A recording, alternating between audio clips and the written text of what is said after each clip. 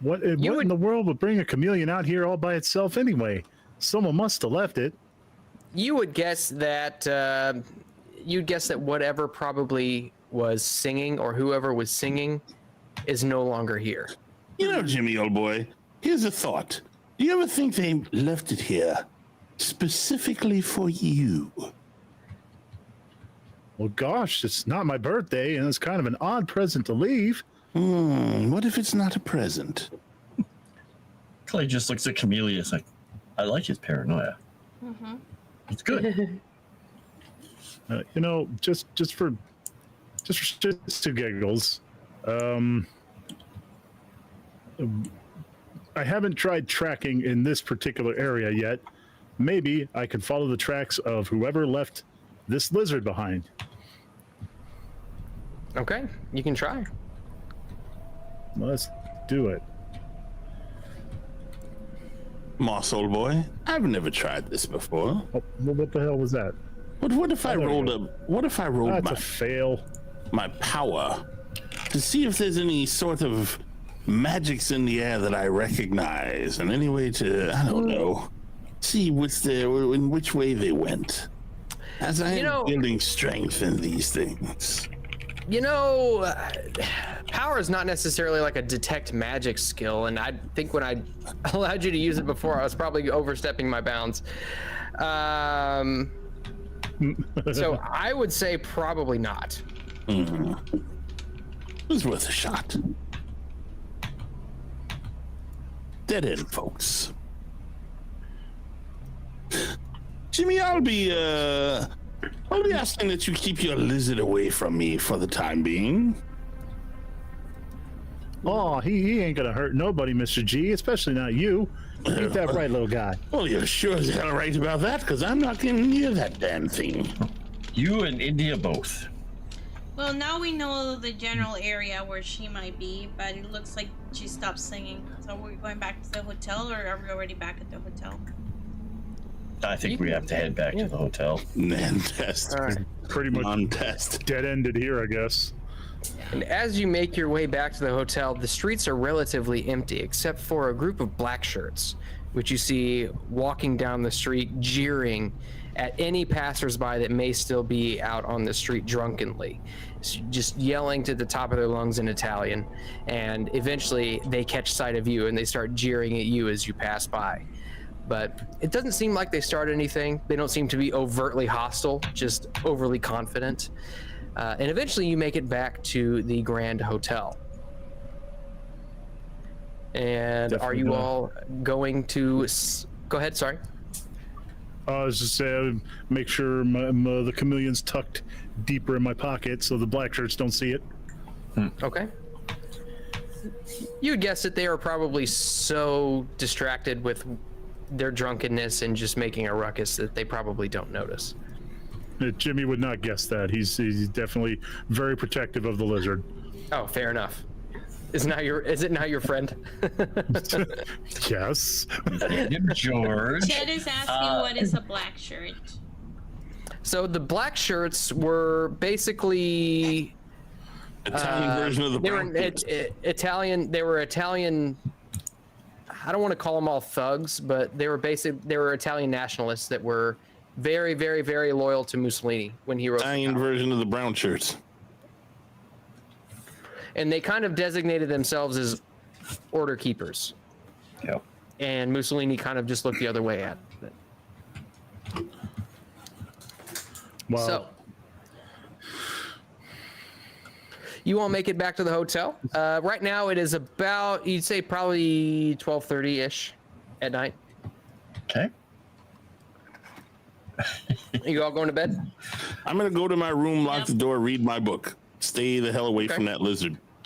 Clay is going to write for an hour or so and then go to bed. Okay. Clay, Jimmy's going to try to figure out what chameleons eat.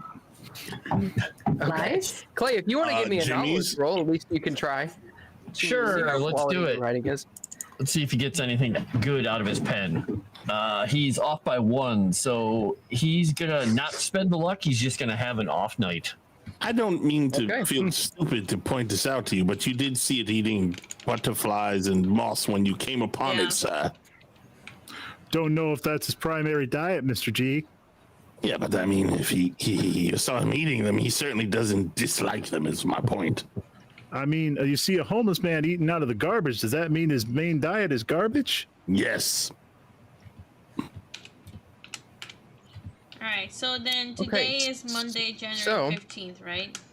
Before you all wake up, I would ask that Gore, go ahead and give me an intelligence roll. Seem to be running out of that tonight. Hold on, I'm going to boost it because boosting is nice. Wata! Come on, bitch. Regular success. Regular success? Okay. Well, that's okay, because during your readings, you actually come across a passage. Ooh. A passage talking about the transfer of young, living, healthy hearts, lungs, intestines, stomachs from one owner into another person. To give them more vitality. Basically, the passage talks about transferring organs from one person to another, swapping them, if you will. Yes. And there is a description of the ritual. It says a paste is made of blood from both participants mixed with a little chameleon saliva. Then donor, receiver, and caster are surrounded by a group who link hands and recite an ancient poem. Their words direct from them. Let's see, a certain amount of energy, a certain amount of magical essence of those who are learned in the practice. This energy keeps the subject alive during the organ movement. Using the paste, the spellcaster draws a symbol of the organ to be transferred on the respective chests of the participants. After an hour of meditation and visualization, the caster delves his or her hand into the donor body where the lines are marked, pinching off major vessels and connecting tubes between thumb and forefinger. The organ is lifted out and placed on a circular stone table. This is repeated for the other person. Then the parts are installed in their new bodies and sewn into place. Sewn into place. So I guess we know how that guy recovered. Well, you know how that guy recovered. I was like, who's this we? Well, we know things. We know it. Our characters don't know it because you never share anything. I share things. Well, see, I was just coming to share things, and then these insults are hurled at me out of character. Oh, you don't know any insults. I kept those to myself. Ha! Oh, yeah, exactly. Clay's just thinking things in his dream.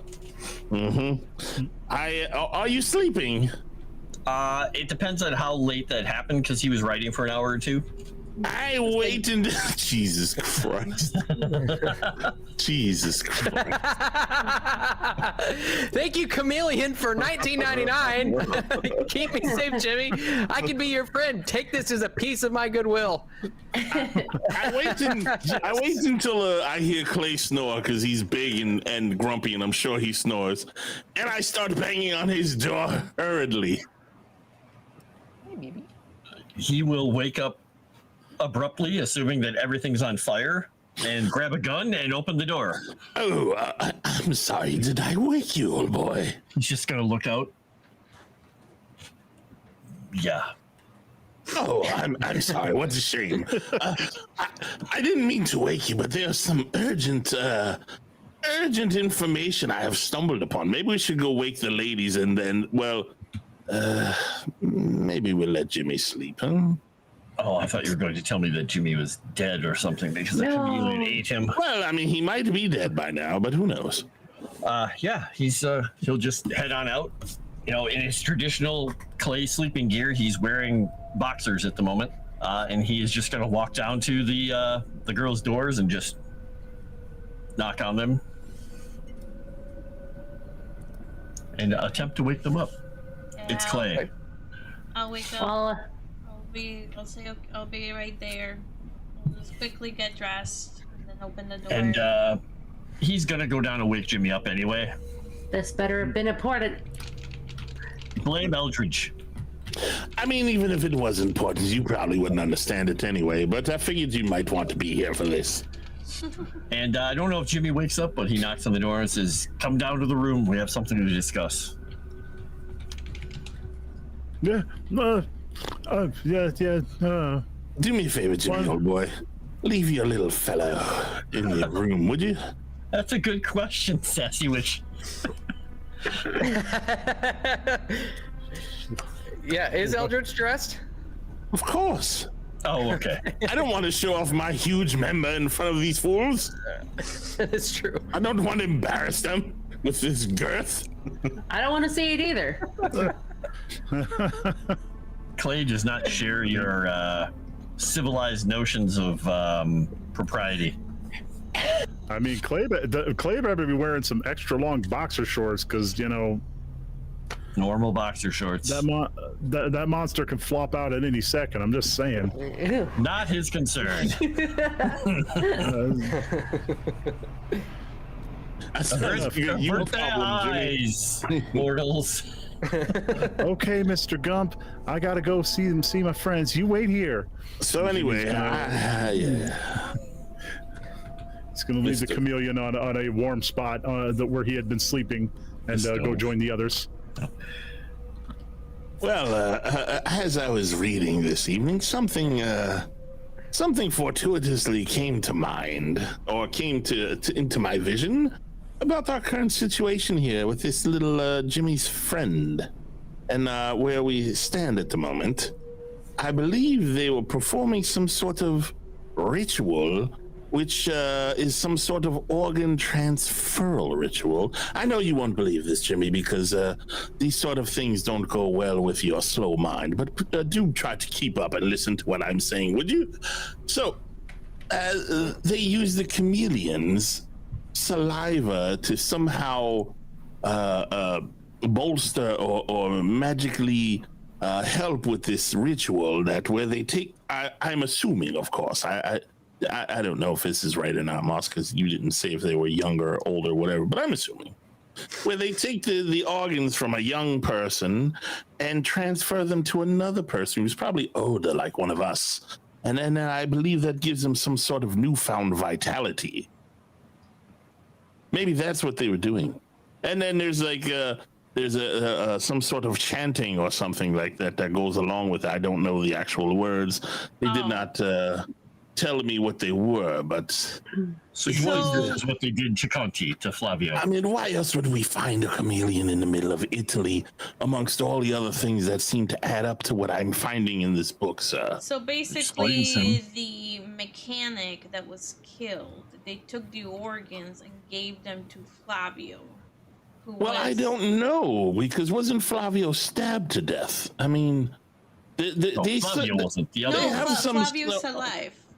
Oh, well, what I'm saying is, well, maybe they killed him. I don't know, but there's some sort of magic involved where they can pinch off the organs with their hands to stop them, I guess, from bleeding, and they pull one out, and then they do the same thing to themselves and pull that one out, and then they swap them. So I don't know if the other person dies or not. I would assume they would get rid of them at the end, you know, for the sake of, you know, appearances and loose ends and whatnot. But apparently that might be what they're doing. And since you told us kind of what that did, it sounds like they use their power to keep that person alive while it's happening, and then I'm assuming once the power is withdrawn. That's what I'm saying. They probably dissipate, dispatch them. And since we don't know the state of the young man's body, well, I think we can believe that we understand why Flavio is recovered, and also that he's part of this group. All right, that's important. I hate to say it, but I wish we had someone who knew all these interesting magical things on our side right now. Well, I am studying up on it, but these tomes and books I have not been able to procure. If you know anywhere where we can get some, do share. I will do my best to figure it all out. Because we're in Milan, right? Are they any? Well, I would suggest maybe the church, the convent of Santa Maria. Maybe the priests there might have information on the occult. Here's the thing. We seem to be 2 steps behind them at every turn, and we have no one on the inside that can help. What if we need to find a way where one of us can get maybe inside and maybe learn some of their secrets, and maybe pretend to be one of them so we could find out what's really going on? Arena. Just how would we do such a thing is the question. I have no conception of that, but we used to be, I feel like years behind them, so we're gaining ground. We're definitely gaining ground, but we're still far enough behind that we don't know what their true motives are or where they're going to be next, and they keep bodies keep falling, as they say, dropping. Yeah. Right. How much we can know about that? Would the University of Milan have books on the occult? The University of Milan is currently under construction. Dang it. But I mean, the library too? So, yes. So, you would know... let me pull this up here. If you're wanting to do any research in Milan, there's a couple places you can go. The Pinacoteca Ambrosiana, la Biblioteca del Capitolo Metropolitano di Milano, or Biblioteca Nazionale Bredanz. Stop impressing yourself with your words, Moss. I'm Okay. impressed. So I had to do something because my French was so terrible. So So I was there waiting are for France to be over. So there are 3 libraries that we could go to. Well, other than libraries, Moss, I have a question. Yeah. Is there any philanthropists that we can find that maybe have some private collections that are a bit more useful? Actually, Nobody like that philanthropist? Come on, man. On the spot. I liked it. I liked Boom, it. that's out of nowhere. So the Biblioteca had a rim shot, I'd give you one. Metropolitano di Milano, which is the longest library name I've ever heard. I can't find it. What the heck? I give up. My ears. So you know that the after a little bit of, I guess, research, you would find that the one that I just said, the one that's like 6 words long, is closest to the Piazza del Duomo, and it's sort of a private collection. You would need to have at least some sort of credentials, or you need to be an Italian citizen with academic credentials to get in. Interesting.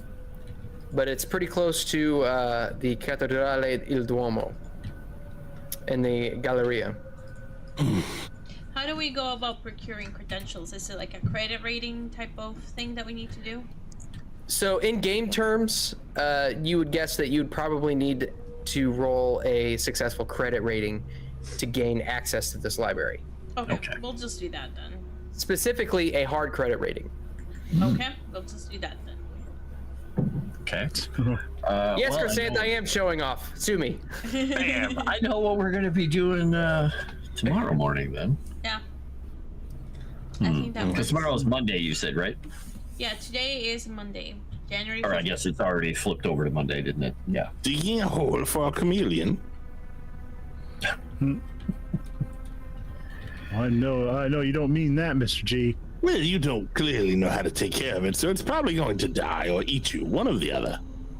Mr. Gump Yeah, would January never do that to me. That's what Johnny said about Mittens, and then he died, and then Mittens had quite the meal, Jimmy. Your credit rating is a 10. Yeah, He's an intern. I got bad credit. That makes sense. Yeah. Oh, I'm sure Clay will pay for it. You're welcome, Chet. Throwing lira everywhere. All right. Well, anybody who doesn't want to get an eyeful probably needs to go to bed. Yeah, I'll go back to bed with That Okay. Okay. Yeah, I better get to bed before my chameleon tries to get a grip on it. All right. So you all make your way to your beds. You sleep just fine, if not a little bit too short. But you wake up in the morning, and lucky you, there are free Cheerios in the lobby for you. Continental Cheerios. breakfast. Yes. Yeah. Or there is a very nice restaurant at which you could buy breakfast. I feel like that I guy gotta in the fact Key and check Peele that. skit who was oohing and eyeing about the continental breakfast and being like, oh, free and Fruit Loops and stuff. Yeah. I think food that we pay for is order of the morning because we're going to have a very busy day. So we need to feed ourselves well. Okay, so there Besides, definitely Cheerios are not any Cheerios weren't invented yet. Yes, and even if they were, Cheerios are for the help. Oatmeal. May 2nd, 1945. Chameleon says, "Sleep tight, Jimmy." I'll watch over you.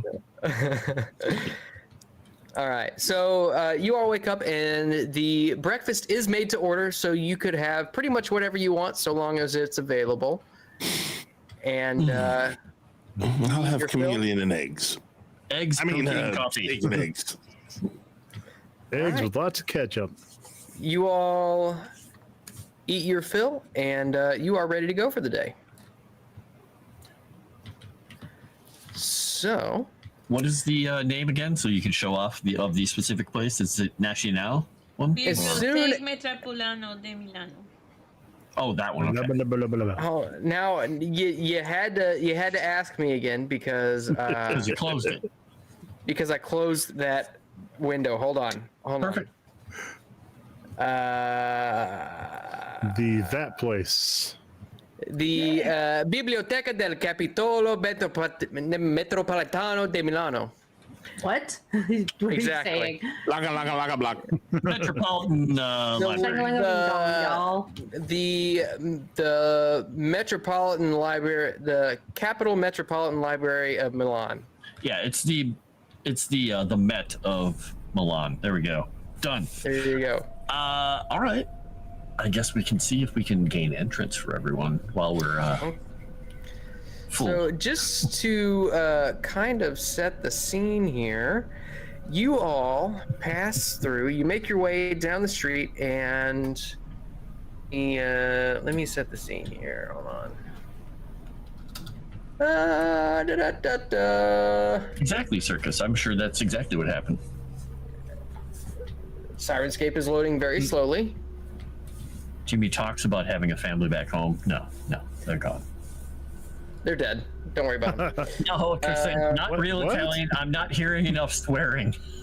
A bippity boppity. A fuckhead. Move out of the way. Son of All right, a... You gotta so- do the hand gesture. Son of a... You son of a bitch. There you go. Okay, so Motherfucker. Mario, pizza, pasta, vaffanculo. all right, so you make your way down the street, and as you do, you find the shortest route to pass through the Galleria Vittorio Emanuele. I don't know if you know Which this, is Moss, but this- there's a tractor running over our faces right now. Yeah, it's a big tractor. This is International Harvester. Nice. And you can see this is kind of a large plaza, collection of stores, shop fronts, restaurants, and some hotels even, all in a kind of a crucifix type layout with a glass domed ceiling over the top. You can see that this place is absolutely busy beyond all get out as people hustle and bustle about, taking shopping bags, sipping on coffee in the restaurants. And you make your way through there to the other side where you can see the Cattedrale il Duomo. You know, old boy, it seems these Italians are really trying to make up for killing Jesus, aren't they? What the? Yeah, and Oh you my see gosh. this magnificent structure of a cathedral, and you pass in front of it, and you can see what looks to be a sign sporting the name of the library, which leads to a staircase that leads down to almost like a sub-street level, almost underneath of a house. Hey, can Okay. somebody please screenshot those 2 handouts and DM them to me so I can show them to chat? Mine are not loading up. I think I just closed. Okay, I can send them to you. Let me get to my DMs here. I don't find Mary Jane Watson anywhere. Oh wait, no, you're not wearing the wig. You're still set. Wrong one. All right, here comes the Duomo. Whoops. Okay, if it. My machine is so stupid sometimes. Trying to get you an accurate shot here. And if anybody wants to give me a history roll on either of those 2 structures, I can give you a little bit more information about them. That doesn't really have much to do with the story, but it's interesting facts. I would love to. Ooh, I will. Nope, I I like know history. nothing. I know nothing. Here we go. History. I got a whole 10. I'm doing it. Oh, I'm gonna spend 2 luck and know something. Well, about hang on. I still got to do mine. So Okay. you know, we don't necessarily have to spend the luck. Thank you for that. Okay. Extreme success. Oh, Okay. history. You want history? Yeah. I'm your guy. But not today. Extreme success. Alright, so Okay. chat, I'm showing you So- the plaza first so you guys can see it. Okay, so the plaza, you would know based on your history rolls, opened in 1877. And soon after, its designer, Giuseppe Mingoni, plunged to his death from the arch that overlooks the Piazza del Duomo. The Galleria is of cruciform arrangement and arranged by hemicylindrical construct of steel and glass. There is a central dome of the same materials. The walls are 3 stories high. And you can tell that the Galleria, the arms of the Galleria connect the Piazza del Duomo to the Piazza della Scala. So basically on one end, you see that there's the cathedral. On the other end is the Teatro alla Scala. So Jimmy explains all of that. Yeah. And Looking these really proud of three- himself. These 3 architectural achievements form the Centro di Milano. And then for the Duomo, the cathedral, it took about 500 years to build, starting in 1387. Wow.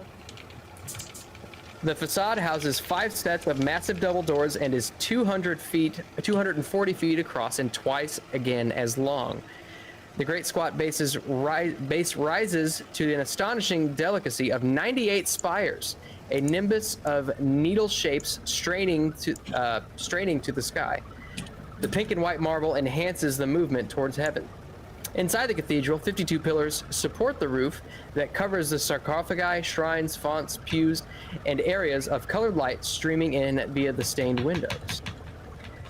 And you would also know, especially Jimmy, with your extreme success, you would know that that only in daylight hours, one can reach the roof by a stairwell.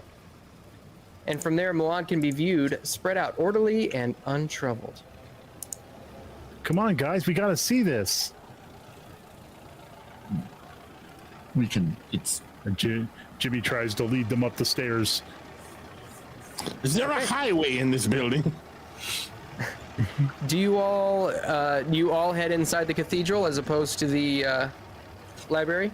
I mean, our plan was going to the library, Jimmy. It's very pretty. I've seen it. I've been there.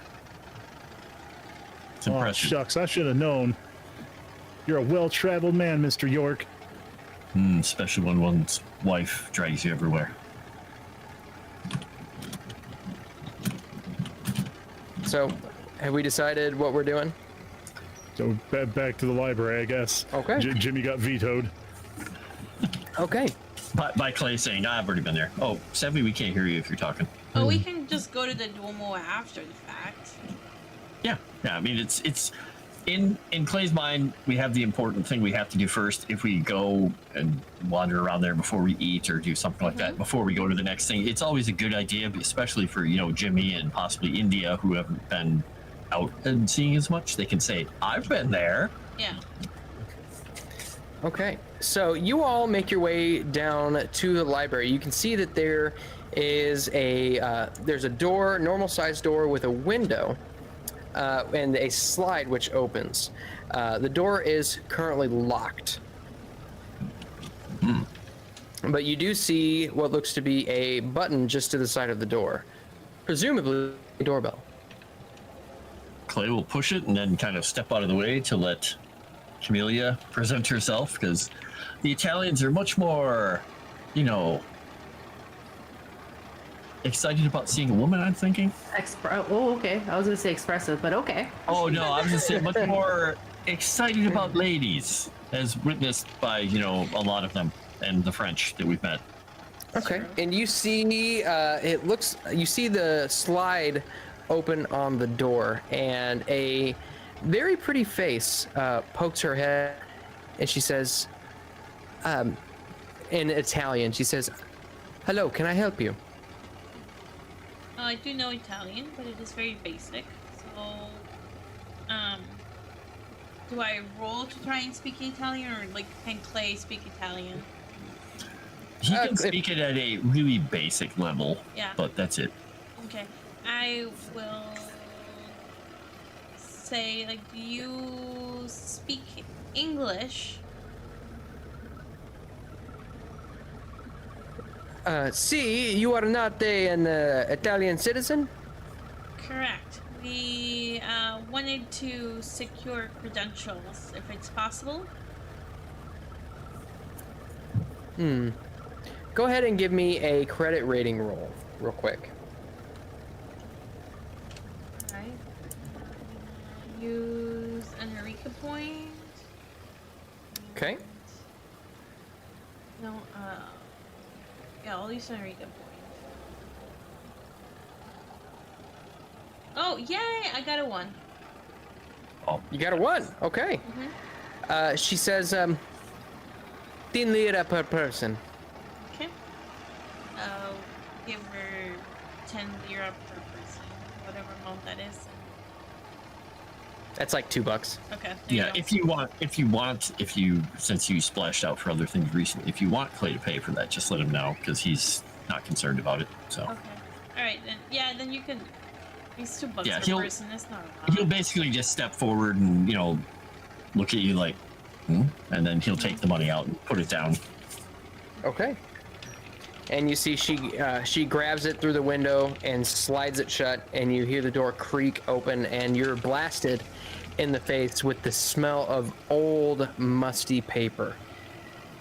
And you look in and you see that the roof is sort of low, but it is a widespread collection of books on shelves which line each wall, and a few tables which currently are unoccupied at this time during the day. And the library is yours to explore. Can I make a quick psychology roll when I look at Eldridge's face as soon as that wave of that musty book smell hits us? I want to make a psychology roll to just, like, the novelist wants to see what he's thinking, look at his face and be like, I want to capture that for a character. Yeah, sure. Go ahead, and I tell you what, if you succeed in this, then, which you did, I'll give you a bonus die on your novelist role if you're writing about Eldritch tonight. Ah, nice. Excellent. There is an occultist in the book. All right. Eldritch, how does this make you feel? He was too busy inhaling all these loud noises and fumes that have been assaulting his senses for the last 20 minutes. All right. I like how Sirenscape has this soundscape. It's called Quiet Library. I literally haven't heard anything you've said. And it's basically nothing. there's like 10 different sounds going on right now, and it's nothing. Yeah, the system is made for somebody who's a sound engineer. The guy is like totally into sound, the guy who made it. Yeah, And he's like, a normal user is like, So now that I can hear you, what did you say? Like, what am I looking at? so basically what you're looking at is a low-roofed or a low-ceiling room that is widespread. It looks like it spreads out almost it's almost a basement built under the under this building, which you are directly under, and some of the buildings beside it. But you can see that this library is just wall to wall, spread with shelves of books lining each of the walls, with a few tables spattered here and there for reading. Is there anything on the occult or archaeology in my vicinity that I've seen? You could go ahead and give me a library use roll. Are you looking for something specific? Not at the moment. I'm just. You're asking what I'm feeling in my eyes. Okay. I need to see something to make me give a shit. You would guess, based on the collection, you could find either. Okay, so then I look very intent on finding knowledge. That's exactly what I look like. so there's no, like, when you first smell that, he doesn't just go, I'm in my element. No, I don't care about books. I care about knowledge. Okay, so he's But books are completely like, knowledge. just like, whatever. I'm in the place that it could be. You don't see me looking like in like ecstasy or happiness. You look at me like intently wanting to find something useful. That's So you come upon a watering hole and you're a lion and you just got to find the gazelle now. Yeah. I look like I'm looking for a gazelle. That's exactly. Paper gazelles. All right, All so right, we now- have to do library use and tell you what we're looking for. Yes. So if you were going to spend, we'll say it's probably, if you want to spend 2 hours here, I'll take a library use and just let me know what you're looking for, and I'll see what the library has. All right, now that I'm looking for something specific, I'm going to use a bonus die and a whatchamacallit die, Eureka point, and look for anything to do with either the jigsaw guy or the skinless one. Anything to do with that. There's my library button. Where are you, button? I just had you, bastard. This is what I'm. Come on, baby. Oh, so close to a 36, but a hard success nonetheless. A hard success. Okay. Let me see.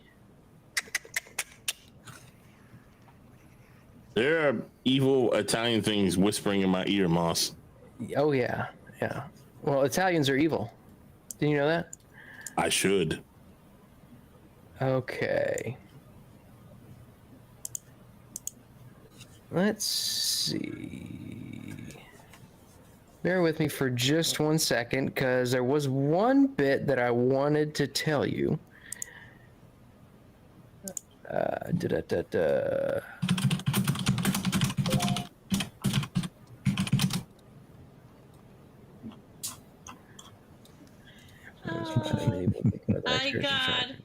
I got a -8 on my library use when you. A -8? Good Of course you did. Okay. So you find, with your hard success, you do find a little bit on an ancient individual named Sedefkar. Ooh, okay. You find that his scrolls, while they are difficult to translate, they were written, and as you've seen in the scroll that you now possess, they are written in the Common Arabic alphabet, but in part composed of Old Turkish, which is a very, very different language. The mystical ideas they contain are strongly influenced by medieval Greek Orthodox church jargon and by the awful insights granted by someone called Nyarlathotep. Mm-hmm. The author concludes that neither Sedefkar's logic nor presentation are easily penetrated, and since he had long been considered insane. Mm-hmm. So basically, you told me nothing new. I mean, it's insight you didn't know. Kind of knew most of that. Kind of. Yeah, we pretty much already got all that. Other than the Greek part of it, other But than you that. do find a little bit, there is a little bit more. Let's see. You know that Sedefkar he was reported to have lived well over 100 years, and he unearthed the Meme Sahis, which is the Vorish knife, which you all had read about back in London, which heralded the coming of the Skinless One in the time of Constantine the Great. And when he wrote of the simulacrum, he gave it his name, and thus it became the Sedefkar simulacrum. He had prophesied that one day he would lose the artifact, and he was determined that its secrets should not be lost. Sedefkar then composed the Sedefkar scrolls, which are the 5 symbolic texts which conveyed most of what he knew. So a little bit of insight into the individual who composed the Sedefkar scrolls and once had possession of the simulacrum. Interesting. Okay, and Sevi, what was it that you said you rolled a -1? -8. Oh, a -8? Yep. What are you looking for? I am looking for. I think I'm looking for information on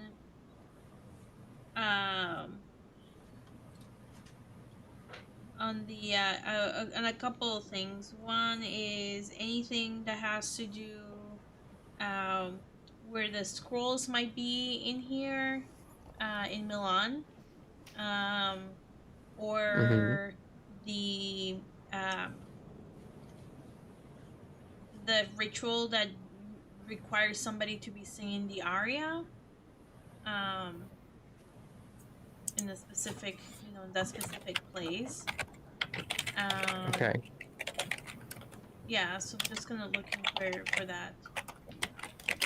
Okay, so what you find in regards to the quote-unquote ritual with singing the aria, you find that that's more regarded as an urban legend. There are a lot of people who believe it, but it's not based in any sort of magical ritual or anything or occult practice. It's merely fantastical musings of someone long ago when they first, when they would first hear the acoustics inside the Teatro alla Scala, and it elates them in certain ways, and it's more just an urban legend. And then as far as the Sedefkar scrolls, you would find that basically their whereabouts are unknown. It is known who wrote them, and there's a bit of record of who that person was, who I just which explained, but whatever happened to his texts is largely unknown. Have we already sussed out living relatives? Maybe descendants?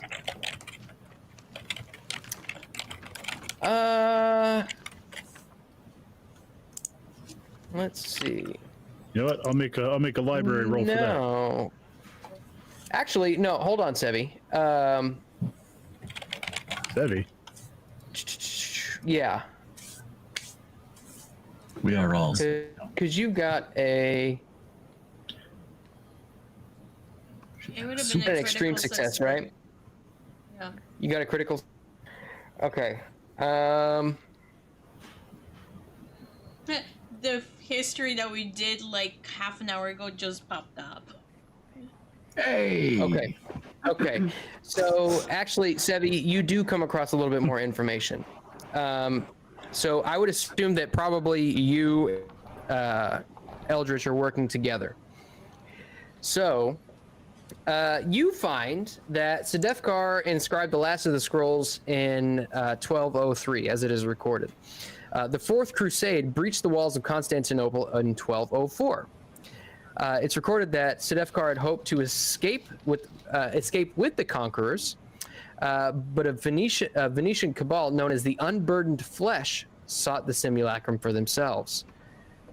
Frankish knights under orders from Count Baldwin followed the Venetians, followed the Venetians, exposed the Sedefkar, and killed him in his Red Tower. They recovered the simulacrum and the scrolls and a strange knife, the Meme Sahis. As ordered, they returned the occult artifacts to their lord, who possessed all but the knife, to the leper monk, Brother Merovac, for closer study. The monk and the artifacts disappeared that night. That's What is the interesting name stuff. of the monk and the lord? So the Unburdened monk, flesh. yeah, the monk was Brother Merovac. M-E-R, here, I'll just put it in chat. I think the Lord was Baldwin, Count Baldwin. or Count Baldwin. Mm-hmm. Lord Baldwin. He don't miss. Rip Constantinople. And the lord, Exactly. Baldin? Like Alec. Oh, Baldwin. Baldwin. Yeah, without the gun. Yeah, got it. Finger All gun. the miss. Nice.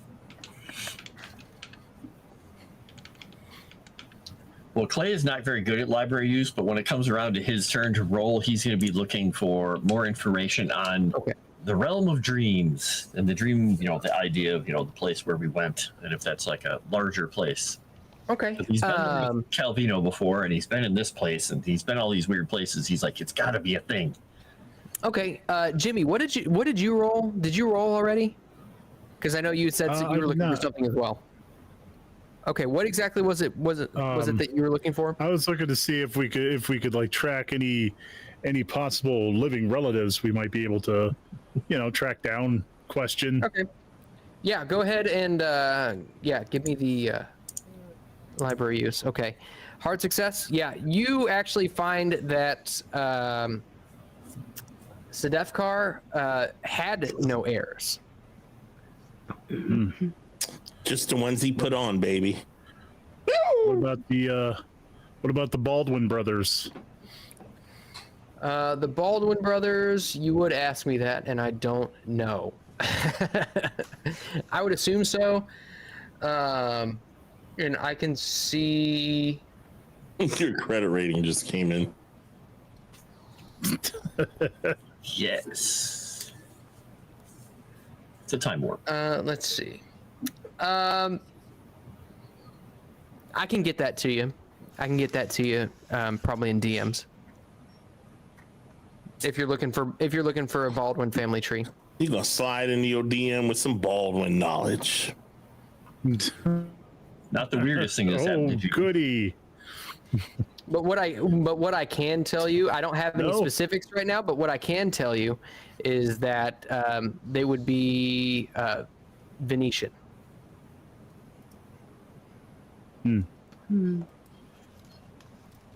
So Well, with Jimmy, if we would have told Jimmy about the monk, could he find out information?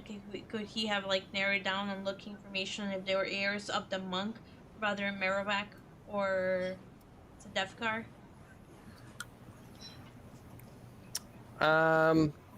Sure.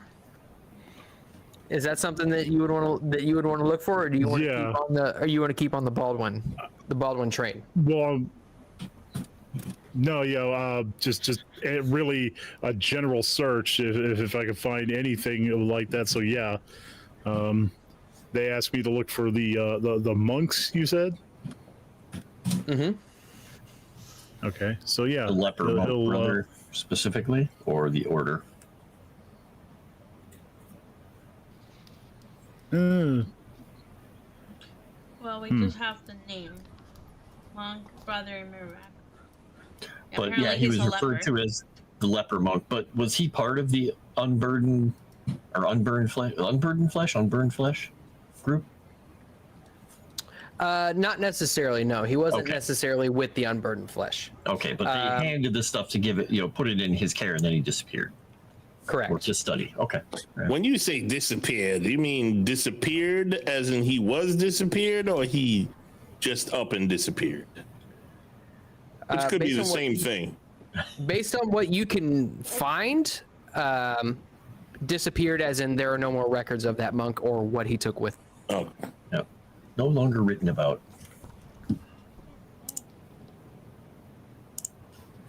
So you're looking for information on the monk.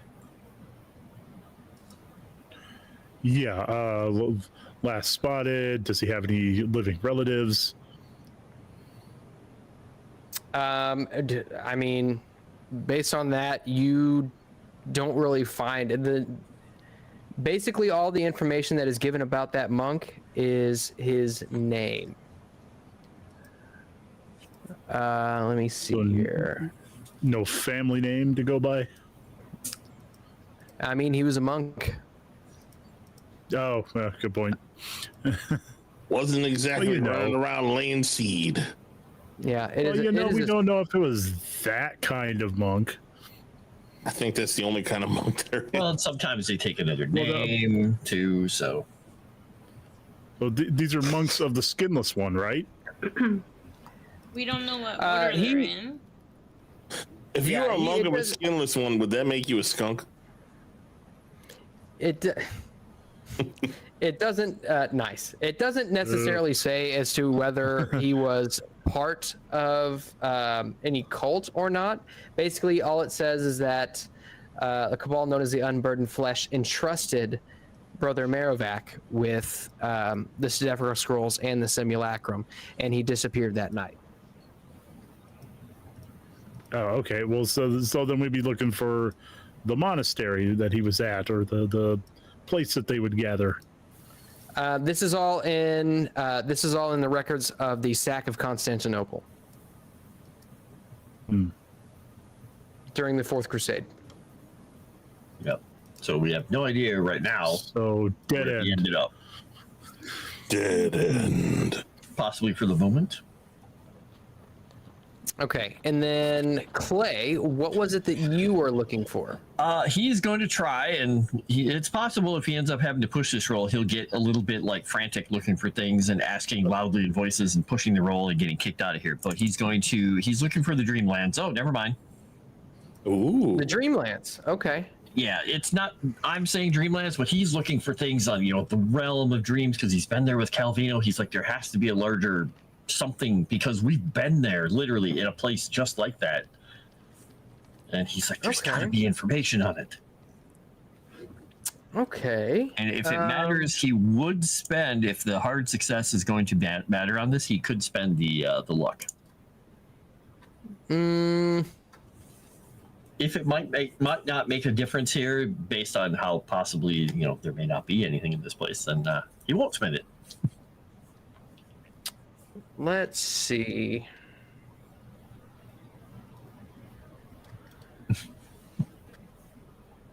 You would probably know.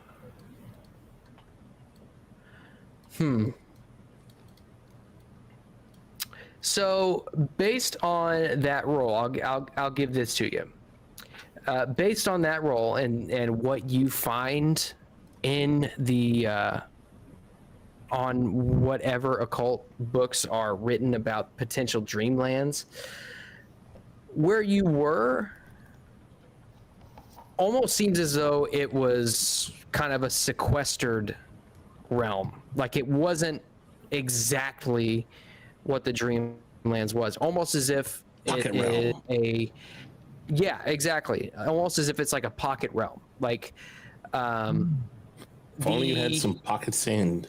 You would the have done better. Dreamlands are a little bit more fantastic. You're reading this, what is widely regarded as a fictional novel about actually about a train, about something called the Dreamlands Express, and it is described as this this chained collection of hulking beasts which have tentacles that'll come out, and it will remove dishes, and it will fill up hot tubs, and it will basically feed the engine through refuse from one being to another.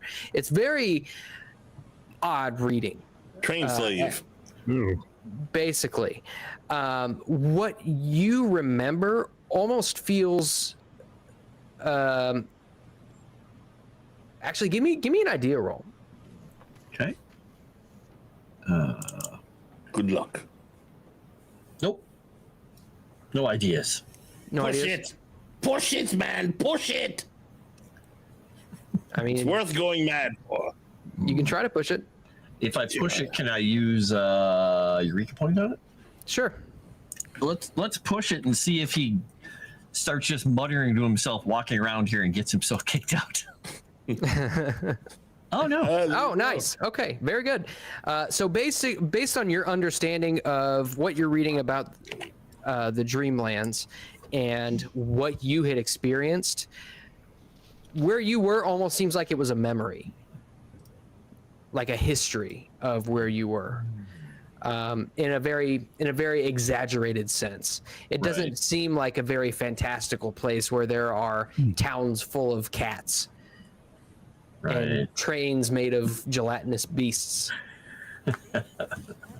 And that's why the specific thing that we drank, he's assuming, took you to that place because it was keyed to that place. So the Dream Lusan is likely not going to be something that could get us into this fantastical place that he's, imagined exists. You would guess probably not. Based on you got a hard success. Yeah, this seems almost like it's a sequestered Right. realm. Okay. Well, that's good because that's getting him closer to his thoughts, his imaginings, his dreams. Okay. Okay. Does anybody else have anything? Nomi, do you want to try doing No. a library roll? Sure. Okay. Is there anything that you would like to look for? Anything at all? I don't know. I'm gonna kind of go on a dumb look right here. Just maybe something will peek out to me, or maybe I'm hearing, I don't know, how a book's calling to me. Kind of want to go with that. Is that okay? Yeah. Yeah. Absolutely. Let's see. Look to the books. Man, I hate this. Hey, you could. I mean, you could push it, or you could spend 14 of your luck to succeed. That's up to you. He loves to make her spend her luck. And remember, you make points that you can subtract points for it. That wouldn't do you any good right now because you'd have to spend. Yeah. But I'll tell you what I'll do. If you wanted to go ahead and retroactively apply a Eureka point to that, because I know you've got some. Yes. And then spend 4 luck, you can make that as. Oh, you rolled a listen roll. I did, and that was also a fail. What's your library use at? Library is 20. It's 20 also. 20. Okay. Yeah. So, if you wanted to, totally up to you, but you can go ahead and retroactively spend a Eureka point and then spend 4 luck, and I'll make that a success. Okay. Perfect. Okay. So you're kind of just perusing around while everybody is diligently reading. You find a little bit of information about the Teatro alla Scala. It was built in 1776 to replace the Royal Ducal Theater, which was burned down. It seats 3,000 patrons, including the boxes on the upper level. And you also find, let me see here. Where are my images? Images. Here we go. you find, and it's a little bit difficult to read, but you do find blueprints. Ooh.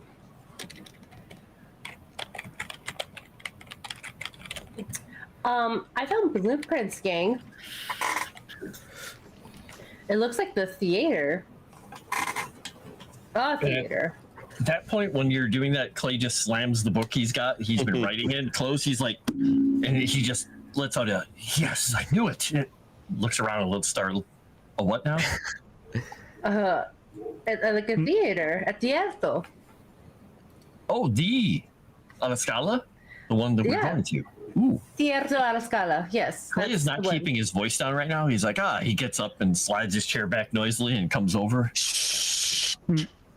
He just, honestly, if someone does that, Clay is just going to give them the British middle finger because he learned that from the troops that he knew. He's just like, and leans over her. They give you an odd look as if they don't know what it means. Exactly. Huh. He's not going to do this right now because that's too much work. Yes, does this help you out, sir? With what you're looking for in your research? It just called to me. It just spoke to me, like kind of like a whispering voice almost. Interesting. It's not going to help me at all, but it's going to help us what we're doing tonight. Is this book, like, that these blueprints are in, is this like a modern, relatively modern book, or is this an old manuscript? It's a little older. You'd guess probably 1800s.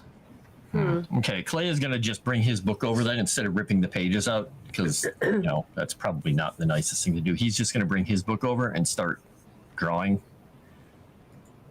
the same thing. It really roughly take a while, draw it in the book so we know where the exits and entrances are. Did I find anything else about skin the jigsaw guy, by the way? No. The jigsaw guy, I mean, you were find anything about him. Okay.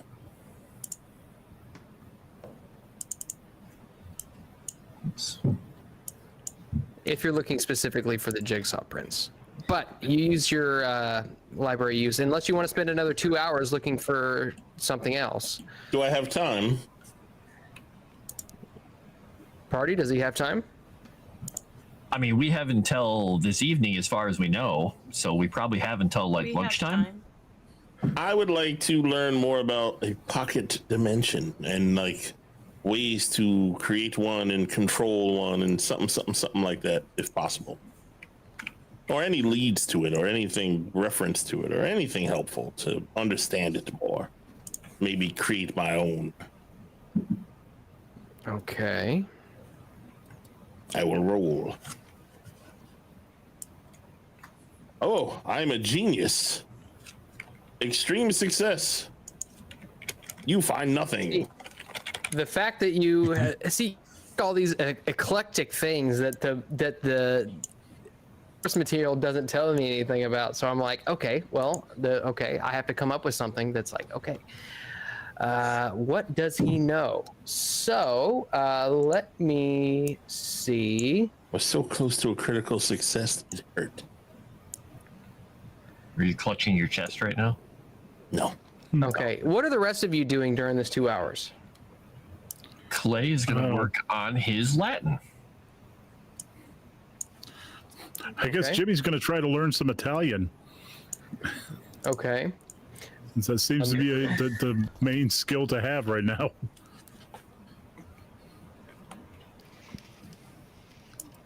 Cool kids have it. I don't know.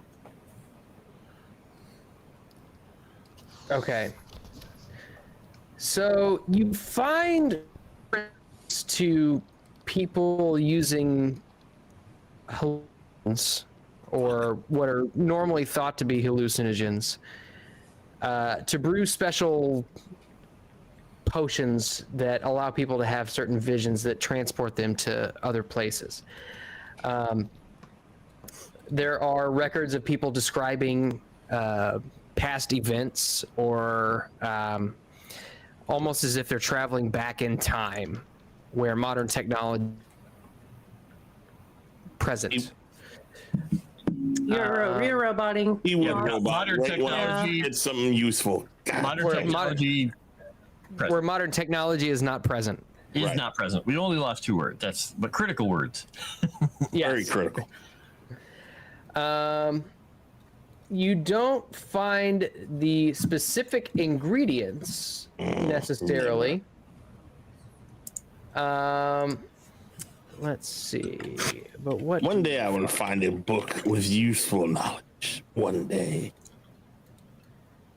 But you would guess that there are certain probably occult manuscripts that you might be able to find at maybe specialized dealers or maybe more occult focused libraries or even private collections that might have some more information on it. But it does look like there is some validity to what Clay has told you. Mm-hmm. Validation is good. You know it is good. Goodbye. Okay, so Jimmy was working on his Italian. Jimmy, do you have a stat in Italian yet? No, I do not. Okay, so give me an intelligence roll. I have a language other. I'm guessing that's a space I meant to occupy. That's language other. Let me see.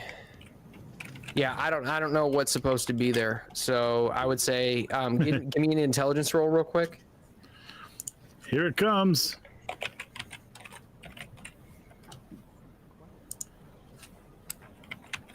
You know, eventually. Eventually. I guess I gotta grab it and throw it. Golly. Extreme success. Okay, so with that extreme success, I would say that you can go ahead and fill in that blank with Italian. And All right. I'll let you make a roll to see if you get any better. So go ahead and put Italian in there and then roll Italian to see if you can improve on it. And then who else is studying Italian? Clay, is it you? He's working on his Latin right now. Latin. Okay, so go ahead and give me a Latin roll. I'll work He's on not my very good at it. Italian We'll see. too. So just roll Italian for me. Yeah, just roll the skills. So am I rolling like a D10? So you're where you're putting it, Jimmy. I'm actually looking at your sheet right now. You're putting it in your own language, which is English. Oh, sorry. I thought I had other there. There we go. Italian. All right. Okay. So Clay, Latin is it's tough and it's tough to retain.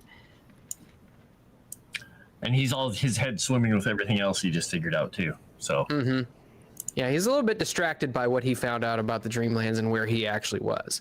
Sevi, did you roll already? Yeah, it didn't go well. Okay. All right. So you've all spent 4 hours in the library. It is now round about noon. Do you all take your leave? Yeah. yeah, I think that's the plan. Okay. You all leave, and the attractive young lass at the door nods her head at you as you pass. And you are now back out. Hang on, Jimmy wants to Jimmy wants to flex his newfound skill. Grazie, ciao. You know, try to impress the young lady. You can give me a charm roll if you want. Right. Jimmy always trying to put the moves. Well, okay. Clarify. He was just trying to. I'll say charm show off. appearance of 2. Hit it. I used a Eureka die for that one point. For that one. Oh man! So he just. She looks over at you. She's like, "Ciao." Buongiorno. See, Jimmy.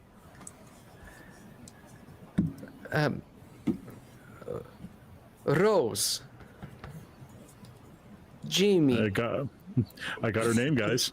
Rostico. Ciao. And you can see she's like in a hurry to get this conversation over with. Jimmy feels like he nailed that. He feels like he crushed it. All right, so you all make your way back out to the Piazza del Duomo.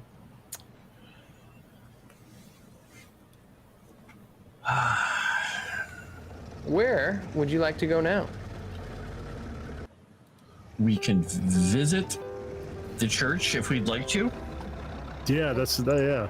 Christ. And then go to... You guys got to see the view. I want to go back to the highway. Go back to the highway.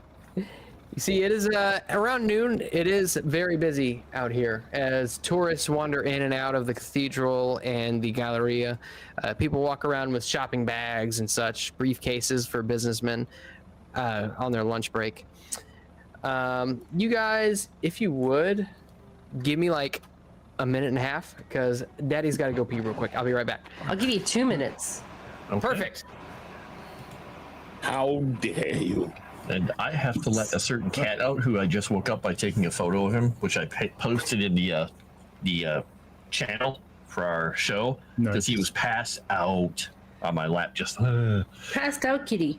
Yep, he was passed out. So I'll be right back as well. Hopefully, it won't take me long to get him outside. All right, no. so you're probably wondering why I called you all here today. No, just kidding. I don't know. Oh, It's not to hit me, is it? No, it's not to hit you, Jimmy. But I do want to say, Chris, I like how your little lights in the back of you looks like a crown. it's a spider web. You look pretty. Oh, I have never been called pretty. Not once in my life. So, Not even by this is your a new. mom? I not even by my mom. Things to aspire to, dear boy. It's a new win. Oh, that is a boy. new win. All right. Oh my god. I don't I'm know. t- Wow, I'm gonna everybody tell left.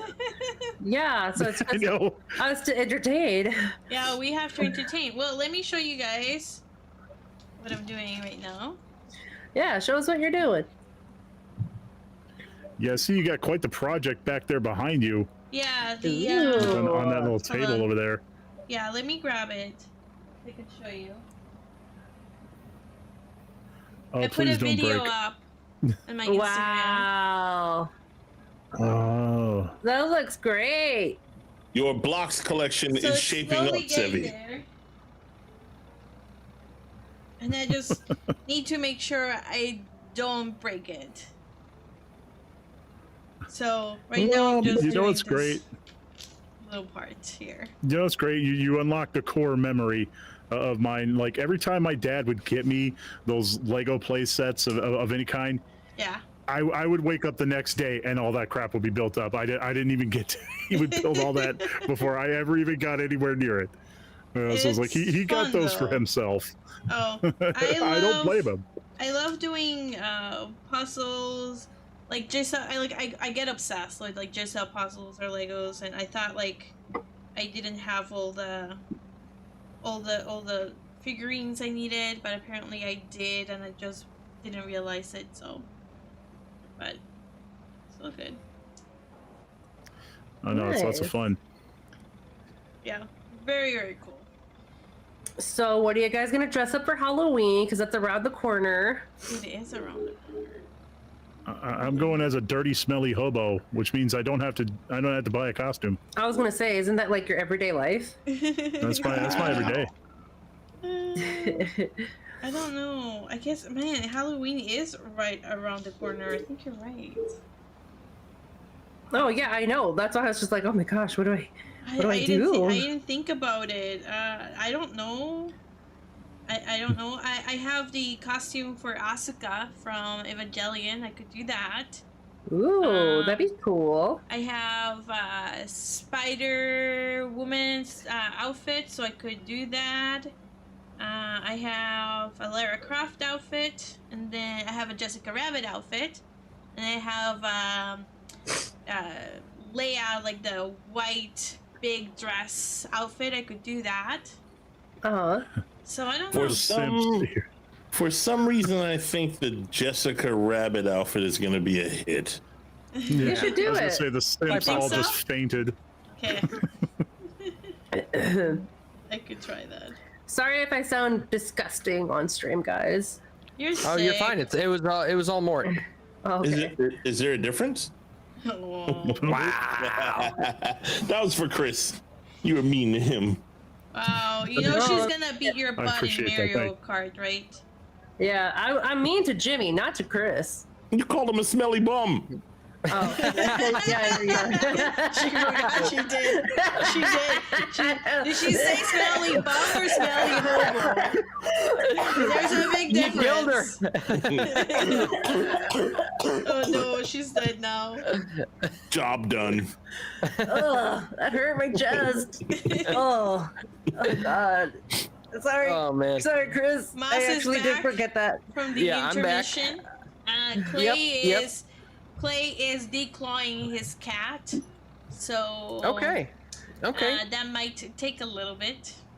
That's a procedure that takes all of 20 minutes, so I think we're good. Show will be almost over by the time he gets back. 20 minutes for a learned veterinarian. So, you all are back out on the street in the Il Duomo, Piazza Il Duomo. Were you all planning on going to the cathedral? Yes. Well, yeah. Honestly, there is a method to my madness. I'm kind of hoping that maybe we can spot something while we're up there. Okay.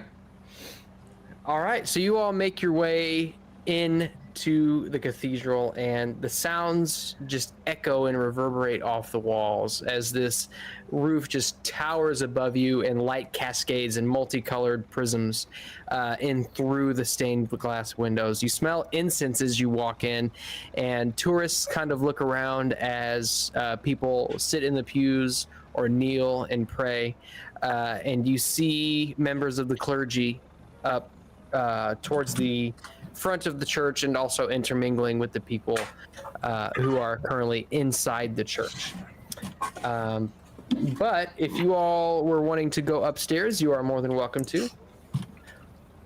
Imagine trying to go to church and you got all these tourists walking through. Yeah, really.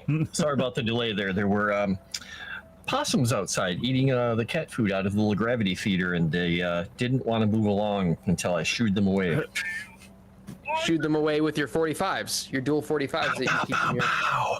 I got some new possum slippers. No, he lost that. He lost that in a boating accident. If you don't remember. Yeah! That's right. Yes, boats, the number All I one could confiscator of firearms. Was this is just I just woo and scared him away with the paper towel roll.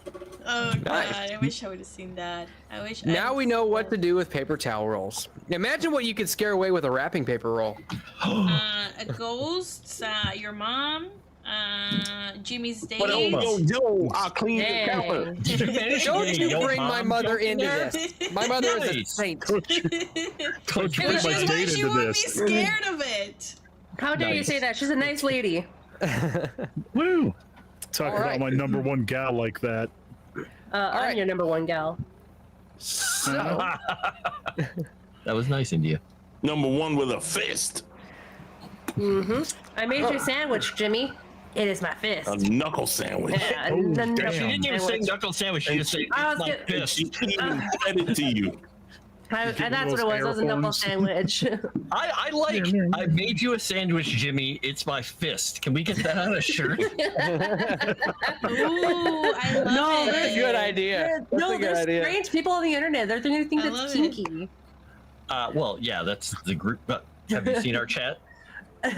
Yeah. You're right. Endowment rolls, anyone? All right. So, as you make your way through the church, the mood seems quite stale. Everyone is feeling, you can tell that everyone feels down about something. Something is weighing down on their shoulders. And you can actually see there's actually a vigil set up for Caterina Cavallaro. In one of the corners, and there are a couple candles burning right underneath a framed picture of her. But you all make your way upstairs, yeah? Wait, I'm gonna ask about the candles and the setup they have there. Okay. Actually, there is someone specific who approaches you. You see a very large gentleman wearing the generic priestly robes, but you can tell that he actually would normally be very, very athletic. He comes over to you and he says, it's a pleasure to meet you. You are American. I'm going back to Turkish. Yes. You are American. Yes. Do the hand gesture for Italian. We'll know. He puts a hand to your chest and bows a little bit. He says, I am a Father Angelico. Nice to meet you, Father would you- Angelico. Would you like to know anything about the cathedral? Yeah, I think the cathedral is absolutely gorgeous, and also I'm kind of curious about what you have going on over there with Catalina Cavallaro, right?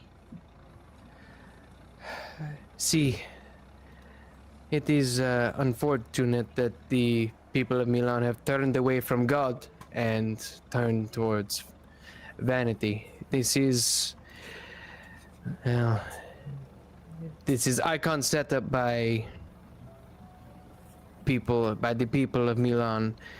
If it makes them feel better. But unfortunately, it seems as though the people of Milan have turned toward vanity and away from God. Vanity. What do you mean turned to vanity? Like, what do you mean specifically? They I don't worship the idols. They worship idols of beauty and entertainment. Oh. So you didn't put that up? Then who did? The people of Milan. It makes them feel better about the missing singer. See, our lack of devotion, our lack of animation, and you look around, he gestures around to the people who are kind of sullen. It stems from a soulless devotion to appearance instead of substance. In these dim days, we worship actors and singers. As attendance at mass declines, La Scala's audience increases. La Scala is a house of pure evil.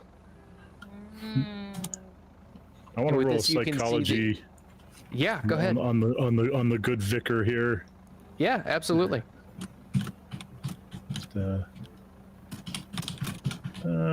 Fail. Okay, well. I'll do a Well, I mean, psychology he's- as well. Okay. I rolled Yeah, Jimmy, an you can see 84, the- just a regular success. A regular success. Okay. Yeah, you can tell. I mean, he's genuinely upset. Like, he is genuinely appalled at what was once a great symbol of Catholicism has now fallen into what he deems as the clutches of evil and worldly things.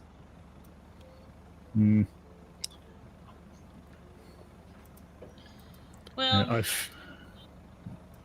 it makes sense if you think about it. I don't know. Can I? Oh, never mind. You know, old boy, there's far more evil than you ever dreamt of in this world. What do you think happened to Catalina Caballero? I try not to concern myself with such things, but the rumor is that she was abducted at the train station. Oh, got it. Well, would you mind talking to us about the history of this wonderful cathedral?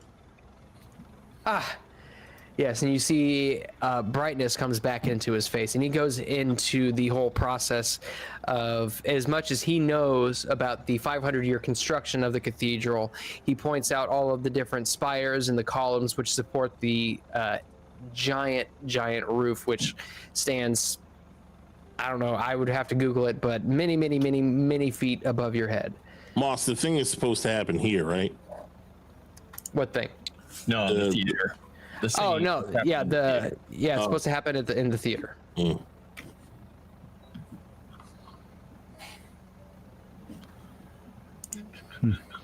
hear Guy that there's gets an. And I guy hear... gets mad. Go ahead, sorry. Oh well, no, I was thinking out loud. Guy gets mad about idolatry, and suddenly starts gushing about all his shiny baubles and things. Well, there's a difference. There's a difference between note. worshiping an idol versus worshiping God and the tenets of the Catholic faith. Do you say this out loud, Jimmy? Just a number of people. Oh no, just thinking, just thinking, you know. Okay. All right. I will So say I don't forget. I hear that the view is pretty breathtaking from the top. Is that true? Oh yes, and it is open to the public during the day. It is quite cold up there, though. The wind blows very hard. Okay. That is this one. We will try not to be out for too long then. Yes. Just pass through this door over here, and he points to a door which lies embedded into a wall just on the northern side of the cathedral. Okay. Come on, guys, let's go. I'll go upstairs. Oh, Jimmy's gonna rush ahead of her. Okay. You all make it up. To go up there. As we go by, he's going to go up to the thing where they have the small candles just for anyone who can come and light a candle for someone, and he's going to stop quickly because it was his custom when they came in here, but he's actually going to light one for his wife and son and then catch up to them. Aww. Okay. And you can see, as you reach the roof, you can see almost the entirety, at least from this side of the cathedral, you can see almost the entirety of Milan. It's red roof tile buildings spread out in intricate patterns, almost uniform. It's a really beautiful and breathtaking sight. And you I even put some pictures in the live stream art to show it off. Nice. Good thinking. If I had the ability, I would pull it up. I will. And I'm immediately I roll a spot hidden. I want to sleep in A spot hidden. Okay. What are you looking for? Yeah. Just anything that might pop out at me, because that's pretty much the main reason I came up here. I get the feeling that there might be something to see. Okay. Call it a hunch. And wow, that's a fail. Okay. Failing that, I'm going to bring up the mental note that I made out loud earlier. It's like, that feller seems awful proud of his church, but for some reason, he doesn't like it when people worship things over God. Seems a little, You don't understand. seems a little contradictory. You don't understand the entire premise behind Christianity? Oh, I am a Christian, ma'am. I'm just saying, it seems odd to me. Well, You know, he doesn't want people getting distracted by things of this world, and yet here he is gushing all about his little church. it's not about him Yeah, it's just getting. like- It's not about people getting distracted about worldly things. It's about the question that they're idolizing a different idol other than God. It has nothing to do with worldly things. Oh, it's jealousy. I should have known. That's what I'm getting at, Mr. G. Whatever, I'll just walk away. It's not worth it.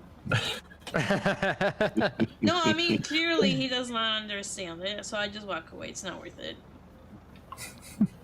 I'm trying to piece something together here. That maybe he was driven to something. Maybe Jimmy, all this. Yes. You know the difference between a cult and a church, Jimmy? What's that, Mr. G? It's the number of people that believe in the bullshit. If you have enough people believing in bullshit, it's a church. If you only have a few people believing in the bullshit, it's a cult.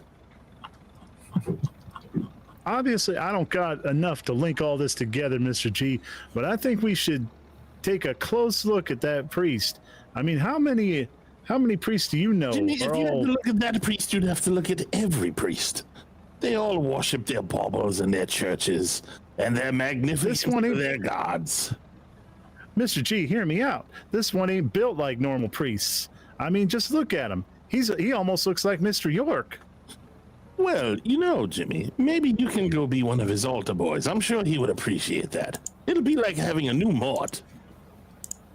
I don't think I could take on another odd job, Mr. G. This one's already more than I can take. Well, it was a thought. Let's get back to work, shall we? It was a thought. Okay. So, do you all make your way? Leave the thinking of the pros. All right. Clearly, Eldritch is a man of science. Well, I know there are other things greater than the gods we believe in on this world. There's the great old ones, of course, that can destroy it all. Okay. So, you all make your way back down into the cathedral? Mm-hmm. Okay. And as you make your way back through, you see Father Angelico making his rounds and sort of mingling with people. But as you're making your way towards the door, you actually see what looks like 3 almost ancient women, all dressed in black, and they're standing in front of the vigil to Catalina Cavallaro. And they are weeping, just sobbing almost uncontrollably. I want to ask the priest something real quick. Okay. He turns his attention away from the person that he was talking to. He says, yes. I have a question for you, sir. See? What do you know of the rumors of this Teatro alla Scala and the song of getting your desires if you sing a certain thing at a certain time in a certain place? What do you think of all that, and what do you know of it? I have heard of this. This is, what is unholy superstition. Yes, well, one man's superstition is another man's religion, sir. But please, indulge me. Tell me what you've heard. Well, I hear that if you sing the aria in the teatro, then your greatest desire will come to you. Has anyone ever purported to have done it before? People say all sorts of things. Well, has there ever been any proof of it? Not to my knowledge, no. Well, thank you for your time, sir. See.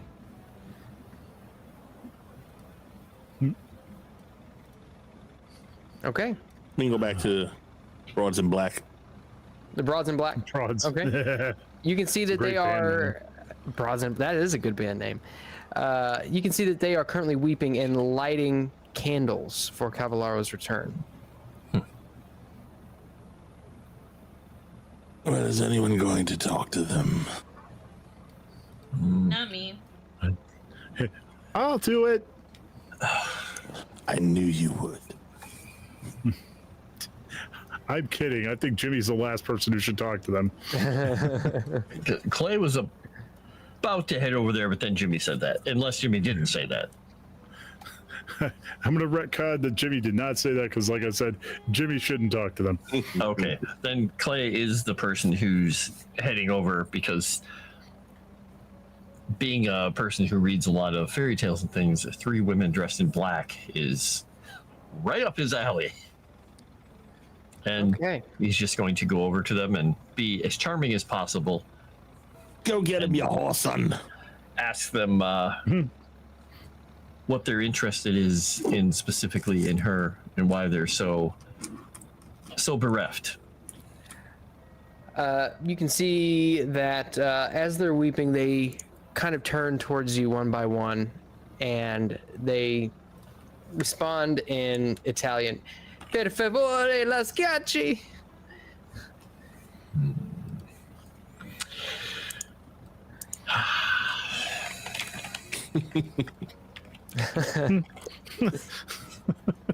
Oh no, hags? No, they're not. We don't know they're hags, do we? I don't know. They said something to you though. Yeah. No parlo inglese. He will. Because at first he's like, chess? No, that doesn't make sense. Yeah. Can he understand what they're saying in Italian? His Italian is. They like said perfunctory. based on your what they're saying is not too terribly complicated. They basically said, please leave us alone. We don't speak English. Right. I was just curious about the first part. Okay. You got the end part, and he's just going to continue in Italian and say, she means a great deal to you? See. You can see they all nod their heads. Do they look similar? No, I mean, you can tell that they're all, they don't necessarily look like they're related or anything like that. They're just 3 old women. Okay. They look like not the nuns. women from Hocus Pocus. Yes, actually. I'm leaving. Did you say yes to the nuns or the witches part? The witches. But anyway, continue. Okay. You can tell if you're asking if they're nuns, no, they are not nuns. Okay. They look like mourners. Yep. And he's just going to, kind of fold his hands in front of him and just look at them and nod and look up at the visage here and the candles and then say, we heard her singing in the streets last night.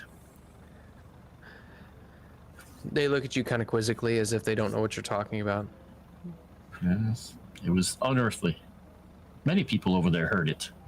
I'm not certain if it was some sort of a miracle or what, but I think she's still alive. You see that at that they begin to weep even more. No time. I was about to say, for now. Good job. You can see the father comes over and he says, "What seems to be the problem here?"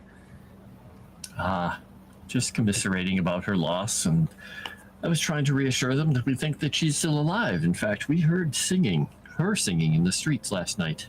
It's very unearthly. There's a lot of unearthly things going on here. I think there's going to be more probably this evening. Good day. Probably. And he's going to just turn around. I said good day. Okay. How does he know about the unearthly things? Mm-hmm. Church. Okay. So, you all leave the cathedral then, yeah? Yeah, unless anyone else has anything critical they need to do. I don't even know why we came here. Mostly for, the youngsters to see the thing, have it in their mind hole. I still think something's up with that priest, but I'm just gonna follow them out because Jimmy has no way to substantiate, his wild theory. Okay, so as you all exit the cathedral, I need somebody to give me a spot hidden roll. Ooh, I will. I can do that. I'm really good at that. Me too. Clay is looking at the sky. Literally just kind of like seeing what the weather is like tonight. It's I got, what do you call one of them there? Odd successes. Okay. Okay. Jimmy got one of them there super successes. Extreme success. Stop showing me up, old boy. All right, so just off to the side, you can see what looks to be a newsboy handing out newspapers. And you can, would you all like to go over and get one? You see, it looks like kind of out of the corner of your eye, you see in large print the word Cavallaro. Oh, yes. I will want to go look at the newspaper and see what they say. Okay, and this... Jimmy wants to see what the funny papers look like. Boy, can somebody Is what- screenshot that, please? Okay, and I will read this for the chat. Grab it for you here. Cavallaro's disappearance. Another tragedy? The ghost one. Oh. Arturo Toscanini, music director of La Scala, announced today that Aida would open tonight with understudy Maria De Mattina appearing in the title role. Toscanini, in response to comments regarding the, quote, ghost voice of last night and other reputedly unnatural occurrences, said, quote, there is no substance to these stories. They are merely gossip and old wives' tales. Paolo Riscianti, props manager for the opera, told a different tale. Quote, we thought our troubles were over, he said, when the costumer's curse ended with the preparations for Aida. But now the bad luck is on the set itself. People are being injured or falling ill, and props are disappearing. Where will this end? Tonight's performance is booked out, but the opera is scheduled over the next 4 weeks.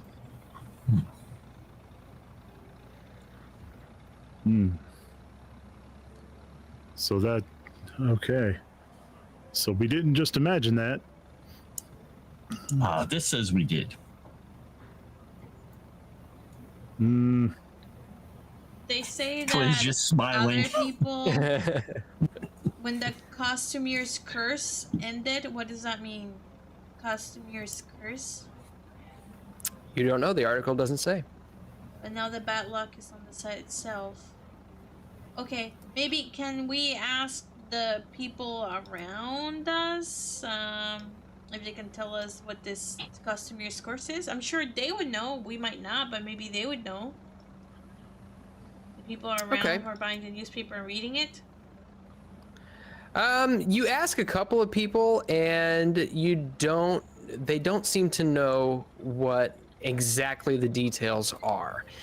Go ahead and give me a luck roll, actually. Okay, I'm gonna use the Eureka point for this.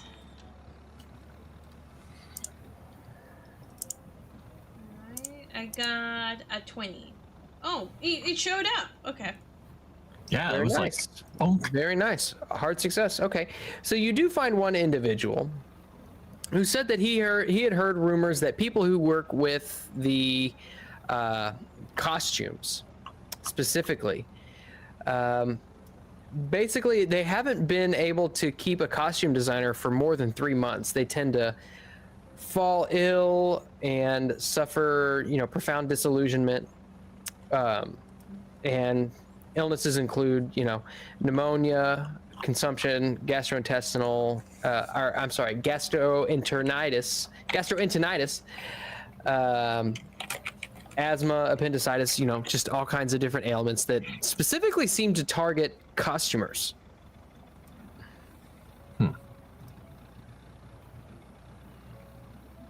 Interesting. That is weird. And you said no more than 3 months? And the last thing, do you know if the individual called Flavio Conti was one of them? Flavio Conti? Yeah. No. Flavio Conti, he owns a machine shop down in Portello. Ah, okay. I know that he recently got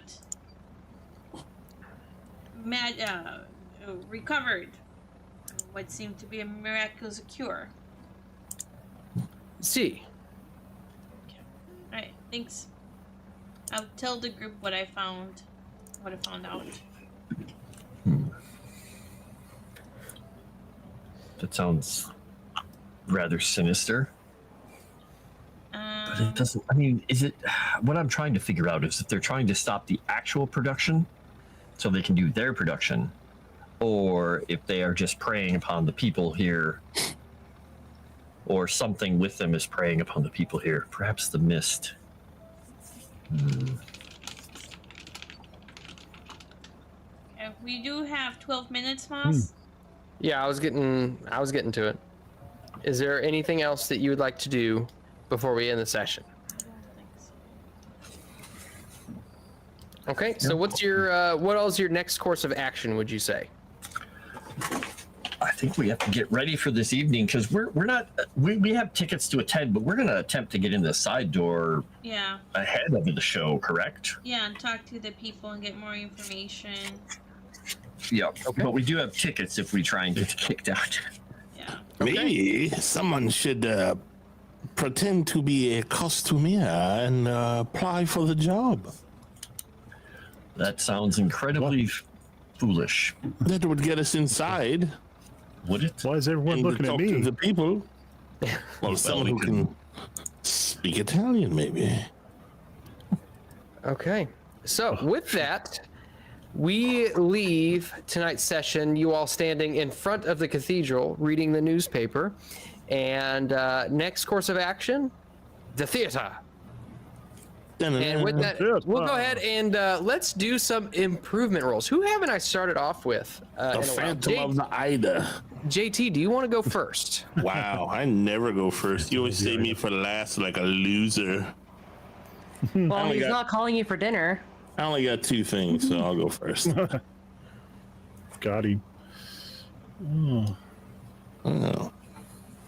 A shocker. All right, spot hidden. Another one of my super high rolls. Yes, failure again. What about luck? We never get luck. Maybe we'll get lucky. Yeah, right.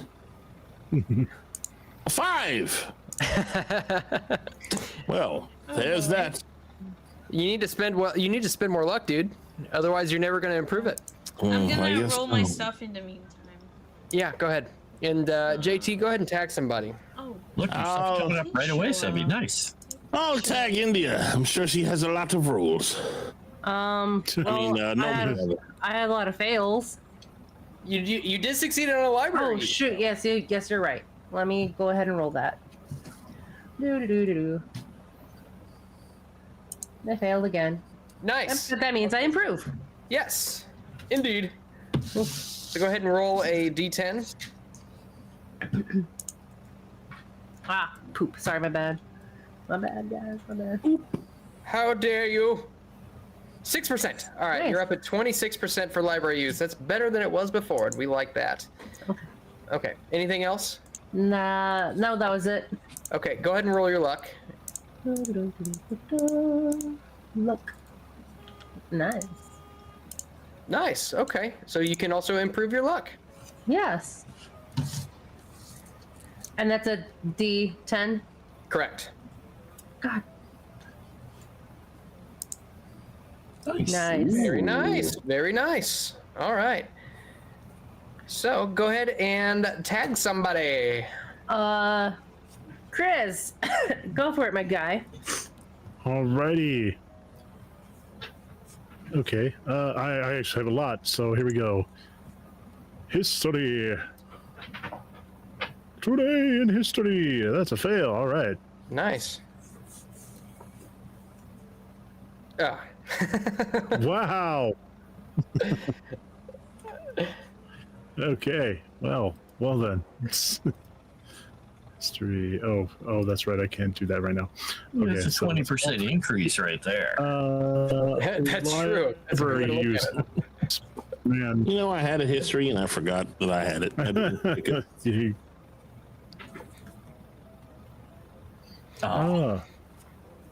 Regular success. So that doesn't improve. That's okay. I'm already like way up there.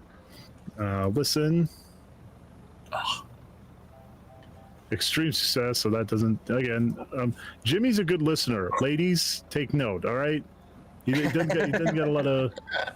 You're always complaining that men don't listen, but Jimmy's a listener.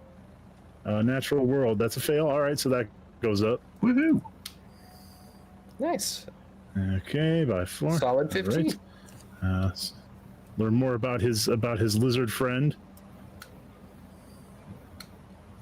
15. That's a regular success.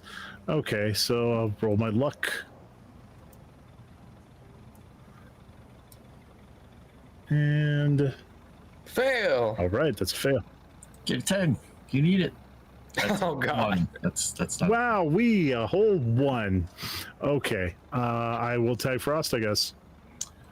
All right, we're gonna try history first. Hey, look, I barely made it. Oh, I don't want to roll percent. I'll ignore that. There we go. How about this? All right, we'll do 8 points in history. Library use. 28. He did fail by 1 point. 1 point. Very nice. He got 2 points in library use and psychology. Probably, unless he rolls really high, he's not going to fail this. Oh, he did roll high, but not high enough. And then we'll go to luck. Nope. He's really good at not succeeding. That's the 4th or 5th time in sessions that he has not increased his luck, I think. All right. So, Sevi, did you get any improvements? I got improvements in library use. Nice. Okay. All right. Well, thank you, everybody. Oh, go ahead. Sorry. First. My history. Okay, we're good to go. We're swooshed. Oh, your history went up. How much did it go up by? 5. 5. Very nice. All right. So we have been successfully swooshed. Thank you all for joining us once again for a very knowledge-driven episode of Call of Cthulhu Horror on the Orient Express. We'll go around the horn here and see what everybody's got going on in their lives, if they've got anything that they would like to pimp out, like exhibit. Let's start with Nomi and give her voice a rest. Thanks, Moss. I just actually had a sneezing attack right now. Hey guys, I'm Nomi Without You. You can catch me on my channel at Nomi Without You. Every Thursday I have a podcast called Dames and Dorks with one of the lovely ladies here on this panel as well. Sevi joins us with a bunch of other ladies, and we talk about current topics, current things in pop culture, and a bunch of other things here and there. I also do Kick, is also Know Me Without You. I just started my YouTube, excuse me, my YouTube gaming channel. I will be revealing, well, I already kind of did a self-reveal, but I'm still adding things here and there. Yeah, feel free to follow, guys. And I think Wednesday we are going to be doing Mario Kart with the Moonskull crew here. So you can catch me again here if I'm not dead or dying. Frost, take it away. Okay, thanks. With that, I feel a little icky. So I'm Frost. You can find me in a bunch of different places. You can find me on Sundays for the Rifts campaign over on JT's channel. The One Ring. We record things on Sundays, but the episodes, I think, are they going to be coming out on Mondays most of the time? Frost? Yep. Frost? Yeah, That's looking you. at Moss, second Frost. It's me. So yeah, if you didn't see the premiere today, go watch it. It was amazing. You can find me here on Monday nights for this wonderful campaign with Moss again. See, not Frost, Moss. Tuesdays and Thursdays, you can find me on Moonskull doing Frost Written, the lore writing for Legend Seeker, Urudi's RPG. You can find me on all my different channels, playing lately a lot of Space Marine and things like that with JT. But also, I think in my link tree, I have my YouTube channel. I'm trying to do more stuff back on my YouTube channel. I kind of dropped it a little bit ago when I got really busy, but I'm doing more writing stuff. So I'm going to be throwing more writing streams and shorts and things over there as well. I think that's everything, so I'm gonna throw it at let's see, who have we not had go yet? Chris, you want us to talk? You want to say things with your chameleon voice? Come on, you have to have a voice for the chameleon, right? I stumped him, Chameleon voice. Oh gosh. My chameleon voice sounds a lot like my Smeagol voice. Yes, Chris. You can find me, Chris with a dagger. That's all one word, Chris with a dagger. Follow me on minds.com and X or Twitter, whichever. Same name, all one word, Chris with a dagger. I'm not really doing much right now. You can find me here Monday nights with all these lovely people, mumbling and bumbling my way through my Jimmy roll. And with that, I will pass it on to, oh God, who's left? Me, I think. No, wait, hold on. Sevi, okay. Did JT You didn't go? Yeah, I don't think JT went. Yeah, I think JT didn't go. JC. And on that note, I gotta bounce. Goodbye, everybody. Bye, Chris. Bye, Chris. Jamie. Sorry I was mean to you. Again. It's okay. I'm used to it. Again. Well, I'm trying to build my YouTube channel, and one of the ways I'm doing that is playing a awesome Rifts campaign with Frost and a bunch of other cool people on Sundays at 4 p.m. Eastern Time on my YouTube channel. So please, if you haven't watched it already, we have 3 episodes in the bank. Go watch some of those and leave a like on them, because I need more people to like them, please, and comment on them. That really helps the channel grow.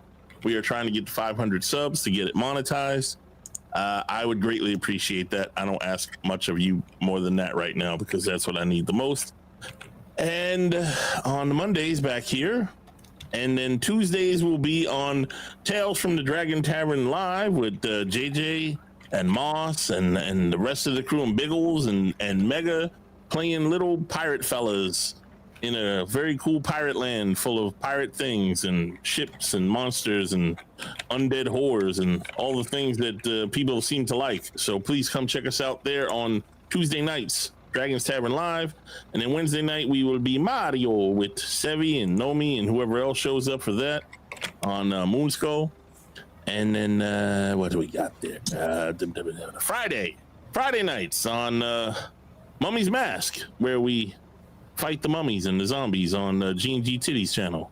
And then after that, at 1:30 in the morning, we got some of that old Kaiju Watch with me and my boy Caleb, where we watch the giant monsters beat each other up, or kung fu movies, or what else do we watch there? Hong Kong action movie, all sorts of fun things. Friday, all sorts of crazy ass movies we watch with y'all, and we have a good time late at night on Fridays on my Rumble and Kick channels.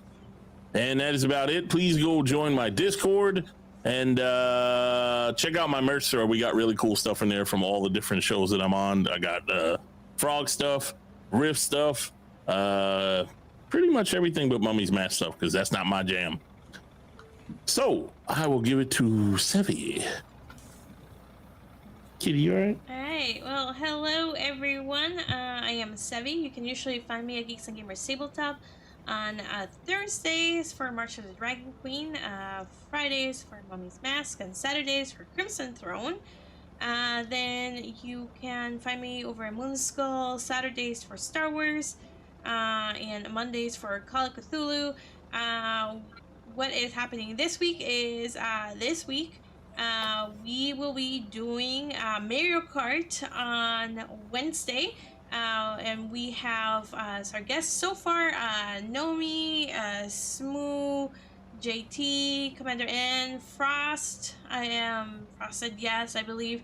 So we'll see who else will be available to come and join. It'll be absolutely fun and amazing.